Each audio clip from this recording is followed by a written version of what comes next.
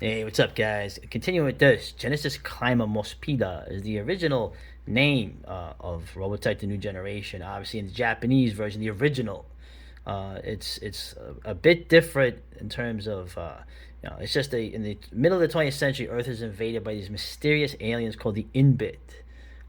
They conquer the planet, and the humans that escape join the humans that are already living in colonies, space colonies. They come back decades later to try to take back the Earth militarily, and it doesn't work out too well. The aliens are way too powerful, but that you have guerrilla teams on the Earth who are trying to see if they can maybe keep the battle going until another fleet, a bigger fleet, is supposed to come near the end of the show to try to liberate the Earth. Again, I would have said forget it, but regardless, Genesis Climber is what the Inbit, the aliens, what they're doing. They're trying to change. They can change their evolutionary stage, and they're trying to figure out what is the best, whatever planet they go to. Right? They're trying to see what's the best life form to adapt to, because there's more excuse me, all over the universe. If you see the very first, opening of the show.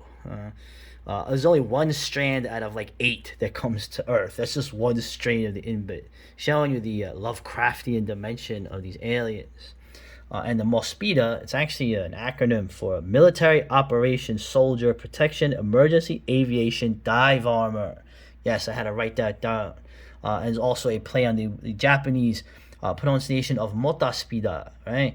Which is a motorbike, right? Which is the main thing of the show. These transforming motorcycles that transform into Starship Troopers battle armor. This booklet, man, reading this was amazing. As a creative person, reading the process behind what's done is sometimes as interesting, if not more interesting, than the final product. You have great interviews in here. Okay, the translations are kind of cute because they're a little weird in some ways with the translation of the Japanese into English. I like this. Why didn't Mospeada get high ratings? Now that I think about it, it might have been because the staff that worked on the show didn't make it particularly the way kids would like. Instead, it was rather stoic and sorrowful, and it was. It was.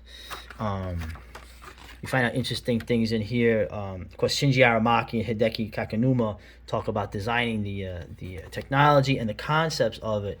Shinji Aramaki, you might know, as the guy that did Halo, the designs for Halo, which is probably made him a multi-millionaire at this point. And there's interesting things here. The whole idea of what I was saying before. They talk about the songs that were planned were meant to be sung by Rook, right, the tough biker chick. But a producer decided that they wanted this very androgynous looking character that Yoshitaka Amano, right, the famous Yoshitaka Amano who did Final Fantasy designs. They wanted him to be a singer, and so he actually had to, after some clarification saying that this was a male, they did the whole, disguise subplot. And you have other things in here. You just have a lot of cool little tidbits. So many interesting things I learned in here. Now, for my own opinions, which is superior? Is Genesis Climber Mospeada better than Robotech?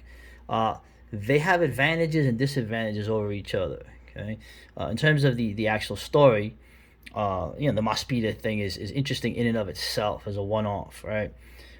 In terms of the dubbing, well, in some ways the Robotech dub is a little better than the Mospeada dub, and what I mean by that is not better. In Mospeada, there's a lot of scenes. Obviously, I saw this later, where there's no talking. There's a lot of silence. Okay, whereas in Robotech, you hear people talk off camera, right, or off screen, and you hear people's thoughts. Okay, now you can say, "Oh, the Americans constantly have to be talking all the time and fill up sounds." I think it works though. It actually adds stuff that you don't have in the original Japanese. Greg Snegoff, the guy that does Scott Bernard's voice and who did all the Robotech series, I think he was a script writer. He had said when someone had asked him, I remember they go, "You think you were making a classic with Robotech?" And he goes, "No, I thought we were making a piece of crap because we did everything in like 7 weeks." Okay, Greg Snegoff, very interesting guy, a big with the big, not conspiracy theory, but he's into like the weird stuff, 14 times stuff, and he also did a lot of voice acting for the Italian horror films that I saw later after this stuff when I got older. But he had mentioned that in some ways, some of the Japanese saw this and they thought they had improved on the original dub. Okay, the jury's out on that. In terms of the music, well, the background instrumental music of Mospeada is interesting. It's very jazzy. I don't like it as much as the Robotech stuff. The Robotech battle theme when they're about to go into a battle is still unrivaled. And that sad song with like the electric violin, which they use in both shows, but the one in Robotech, it really captures that kind of heart, that sorrow that this show and many other shows like this would exude. Okay, and of course, in terms of the songs, now the songs that Lancer sings as Yellow, okay, where you hear a man singing, Michael Bradley, very talented singer, did a great job. Okay, but the problems that Snegoff had mentioned before, the cheapness of Harmony Gold, these Egyptian guys trying to be like Golan and Globus. They basically said, yeah, the guy's a male character, so you sing the songs. Okay, well, this totally ruins the illusion. The whole problem with Robotech in the last video was the second that Yellow Dancer opened her mouth, you knew it was a guy. Right? Whereas in the original Japanese, the singer of the songs, the female singer Matsuki Mine, she does the voice when when Yellow is in the female form.